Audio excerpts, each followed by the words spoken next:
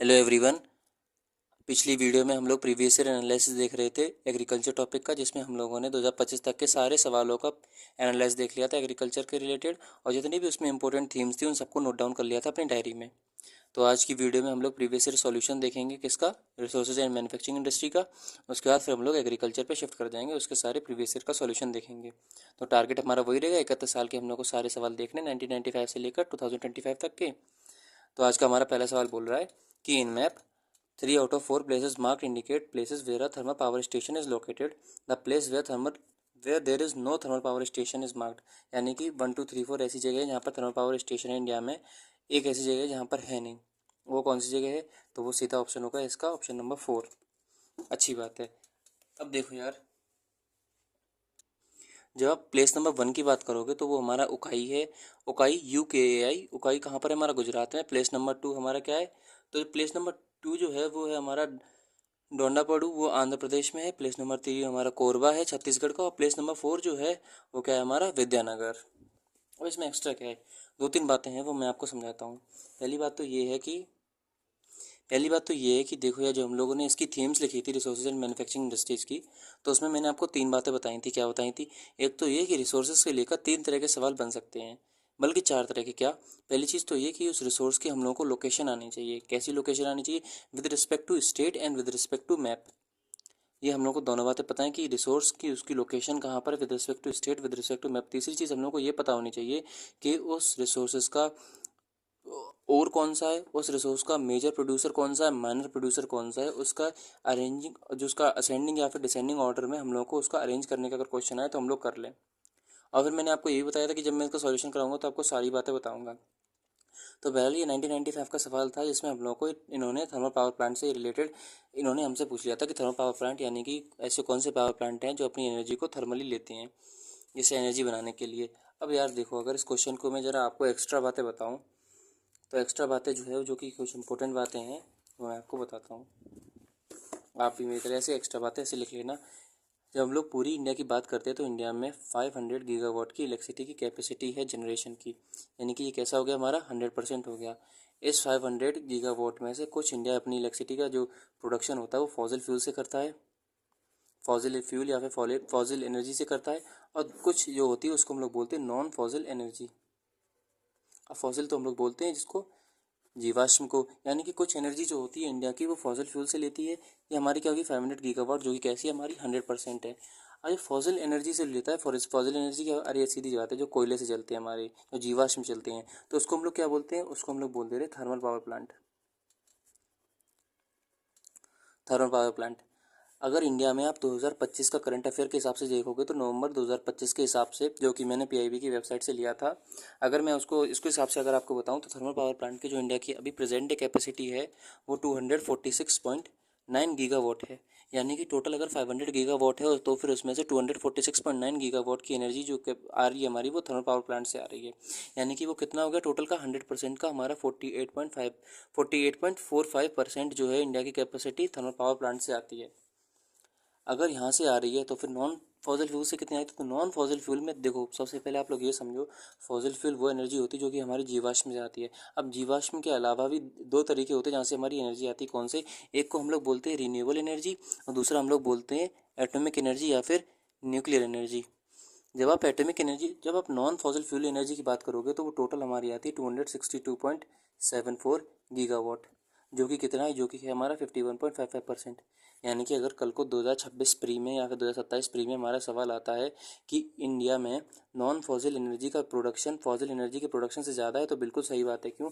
अगर fossil fuel से हमारी एनर्जी का प्रोडक्शन 246 गीगावाट हो रहा है, तो फिर नॉन फॉसिल फ्यूल से हमारा 262 गीगावाट हो रहा है। ये टोटल का कितना है? हमारा 48.45%। ये कितना है? 51.55%। अगर हम इन दोनों को जोड़ें, 48.45% को और 51.55% को ज़रा जोड़े तो हमारा 100% बनता है। और 100% कितना है? 500 गीगावाट। यानी कि हम लोगों को एक बात यहीं पे समझ में आना चाहिए, क्या? कि इंडिया में फॉसिल फ्यूल से एनर्जी का प्रोडक्शन कम है नॉन फॉसिल फ्यूल की एनर्जी के मुकाबले। तो ये तो हम लोगों ने देख लिया। यानी कि रिन्यूएबल एनर्जी और एटॉमिक एनर्जी दोनों को मिलाओगे तो हमारा 262.74 गीगावाट आएगा। इन दोनों का कितना है? तो देखो, रिन्यूएबल एनर्जी इंडिया जो प्रोड्यूस करता है वो 96 गीगावाट है, 96 गीगावाट। और एटॉमिक एनर्जी कितनी प्रोड्यूस करता है, एटॉमिक एनर्जी से जो प्रोड्यूस करता है वो हमारी है 8.78 गीगावाट। अच्छी बात है। अगर ये 253.96 है तो इसका कंट्रीब्यूशन हो गया 100% में से 49.83%, और ये एटॉमिक एनर्जी का कितना हो गया 1.72%। अब देखो 3-4 बातें मैं यहीं पर आपको क्लियर कर दूँ। पहला सवाल हमारा ये बन सकता है कि इंडिया में फॉसिल फ्यूल एनर्जी और नॉन फॉसिल फ्यूल एनर्जी में किससे ज़्यादा बिजली उत्पादन होता है। तो बिजली ज़्यादा उत्पादन हमारा किससे हो रहा है, नॉन फॉसिल फ्यूल से। फॉसिल फ्यूल का प्रोडक्शन कैसा होता है, दिन ब दिन घट जा रहा है। क्यों? क्योंकि हमें पता है हमारी गवर्नमेंट का क्या टारगेट है कि उसे नेट जीरो बनना है। किस साल तक, आप लोग मुझे कमेंट करना। अगली बात, अगर मेरे भाई अगर मैं आपको यहीं पर बताऊं क्या कि इंडिया में रिन्यूएबल एनर्जी से ज़्यादा इलेक्ट्रिसिटी का प्रोडक्शन होता है कि फॉसिल फ्यूल से, तो आप लोग अभी देख पा रहे हो रिन्यूएबल एनर्जी से होता है 253.96 गीगावाट, और थर्मल से कितना होता है 246.9 गीगावाट। यानी कि इंडिया में रिन्यूएबल एनर्जी की बात करो चाहे नॉन फॉसिल की बात करो, दोनों ही केस में कौन ज़्यादा है, फॉसिल फ्यूल से यही ज़्यादा है। अगली बात अगर मैं आपसे बोलूं कि इतना हो गया, अब रिन्यूएबल एनर्जी में पता है मेरे भाई कई बार ये आ जाता है कि किस एनर्जी से कितना प्रोडक्शन हो रहा है, तो मैं आपको बताते जाऊँ। रिन्यूएबल एनर्जी कौन सी होती है जिसको हम लोग वापस रिन्यू कर सके, तो रिन्यूएबल एनर्जी में सबसे पहले सोलर एनर्जी आ गया। सोलर एनर्जी से अभी 2025 नवंबर 2025 का स्टैटिस्टिक्स के आपसे हिसाब के बता रहा हूँ, तो सोलर एनर्जी का जो कंट्रीब्यूशन है वो हमारा है 132.85 गीगावाट। ये 2025 में है। 2024 में कितना था, तो 2024 में था हमारा 94 गीगावाट। अब ये इंक्रीज़ हुआ है, कितना इंक्रीज़ हुआ है, तकरीबन 41% का इंक्रीज़ हुआ है। तो मैंने क्या बोला, मैंने ये बोला कि देखो रिन्यूएबल एनर्जी में आपको सोलर एनर्जी भी देखना है, तो 2024 में 94 गीगावाट था, वही 2024 से 2025 में तकरीबन 132.85 गीगावाट बढ़ गया, यानी कि 41% की क्या देखी गई, उछाल देखी गई है।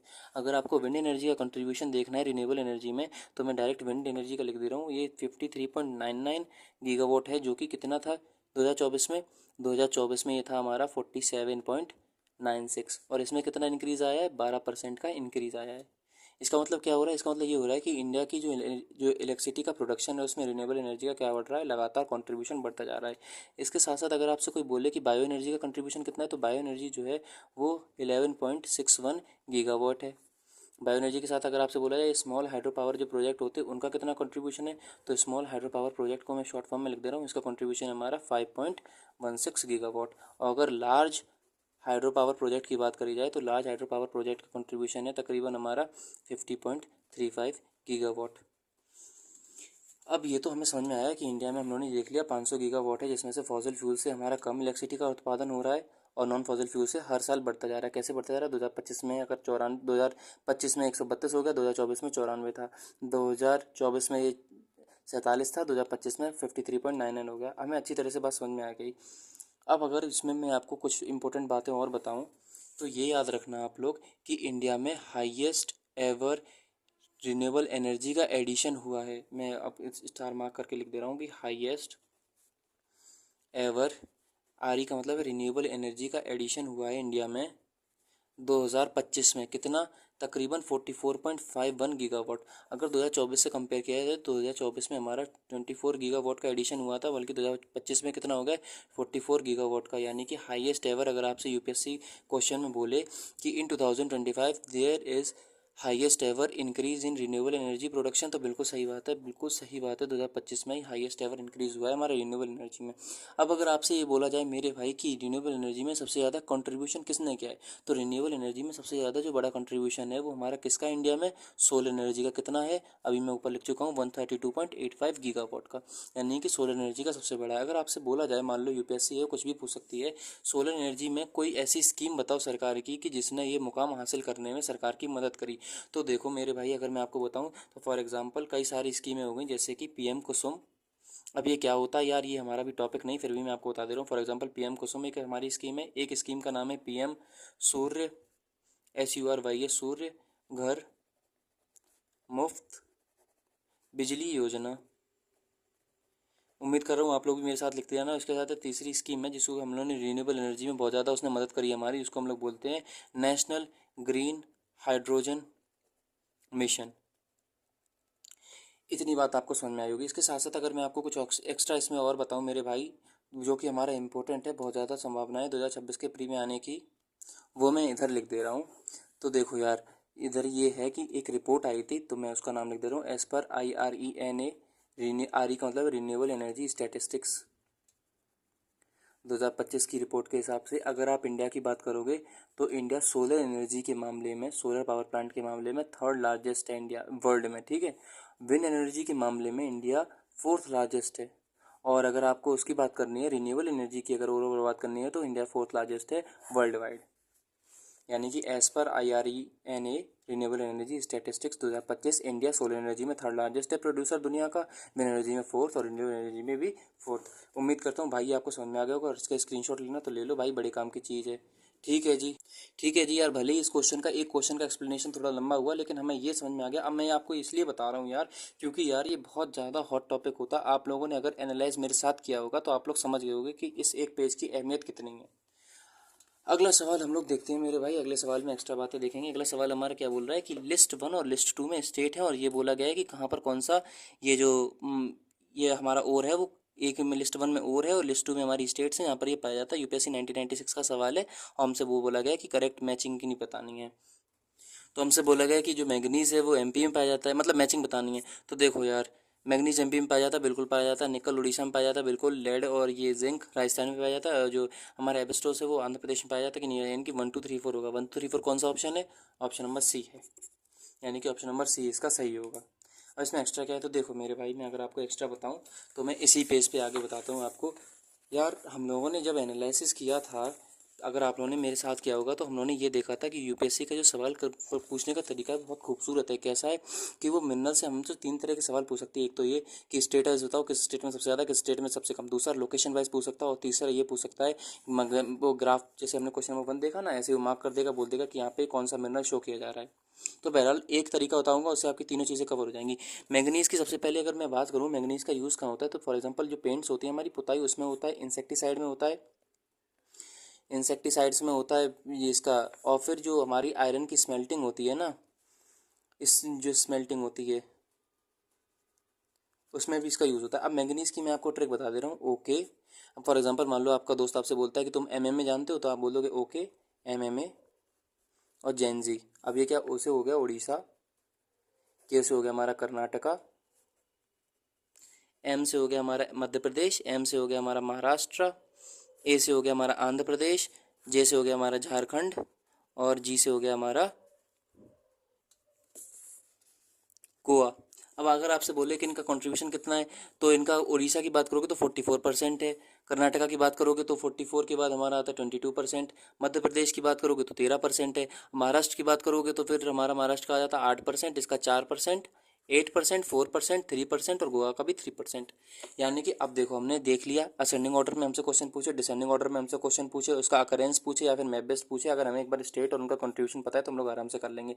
वैसे ही मैंने इसी अरेंज में क्या क्या कि मुझे ओके, मुझे एमएमए जेनजी, जो जेनजी चलता है ना, लेकिन हम लोग ने जेनजी को ऐसे लिखा, यानी कि ओके एमएमए जेनजी।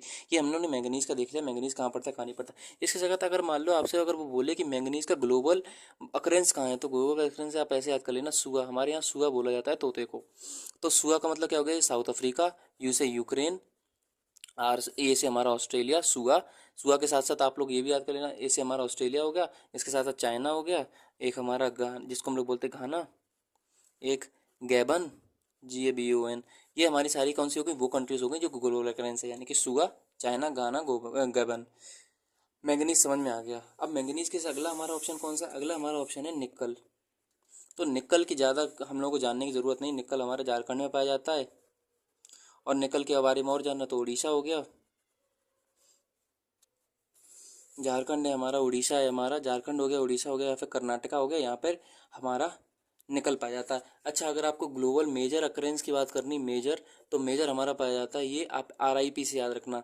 ये तो हम लोग समझ में आ गया था RIP क्या होता है। तो RIP होता है हमारा रशिया, इंडोनेशिया और फिलीपींस, इंडोनेशिया और फिलीपींस, PHILIPPINES, फिलीपींस। ये हमारा ग्लोबल अकरेंस हो गया। Very good. अच्छा, इंडिया में यहाँ पर पाया जाता है, इंडिया किसी से इंपोर्ट करता है, तो अगर इंपोर्ट की बात करोगे तो जो मैंने लिखा है एक्सपोर्टर में, वही तो इंपोर्टर होगा, यानी कि रशिया और इंडोनेशिया। यार राइटिंग पे मत जाना, हमारे पास टाइम कम है, कंटेंट ज़्यादा है, मैं बोलता जा रहा हूँ। अगर आपको कोई दिक्कत हो तो यार आगे से राइटिंग का भी ध्यान रखूंगा मेरे भाई, अभी हम लोग फ्लो में चल रहे हैं इसलिए। अगला आगे से मुझे बोला जाए कि जेड और उसकी लेड और जिंक की बात करोगे, तो देखो अगर मैं आपको यही बता दूँ, लेड जो होता है वो हमारा कोरोजिव रेजिस्टेंस होता है, कोरोजिव रेजिस्टेंस होता है, यानी कि इसमें जंग नहीं लगती है।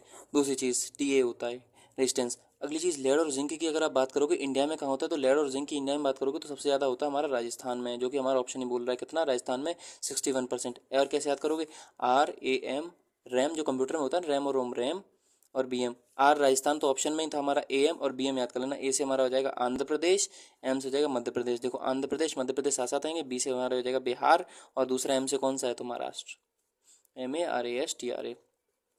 तो राजस्थान, आंध्र प्रदेश, मध्य प्रदेश और फिर बिहार, महाराष्ट्र, ये हम लोगों ने देख लिया। अगर आपको वर्ल्ड का देखना है तो वर्ल्ड का हमारा आता है नॉर्थ अमेरिका। नॉर्थ अमेरिका में क्या क्या होता है, नॉर्थ अमेरिका में होता है हमारा कनाडा, कनाडा के साथ हमारा USA के साथ हमारा मैक्सिको, उसके बाद इनका दोस्त जो कि है रशिया, और रशिया के साथ हमारा पेरू, पेरू के साथ हमारा स्पेन, और स्पेन के साथ हमारा ऑस्ट्रेलिया। आप ऐसे याद कर लेना, नॉर्थ की कंट्री ये हैं और साउथ की कंट्री ये है, नॉर्थ और साउथ, यानी कि ये हमारा पूरा नॉर्थ अमेरिका आ गया, कनाडा, USA, मैक्सिको, अब रशिया इनका दोस्त है USA का, और फिर पेरू, स्पेन, ऑस्ट्रेलिया जो कि साउथ के हैं।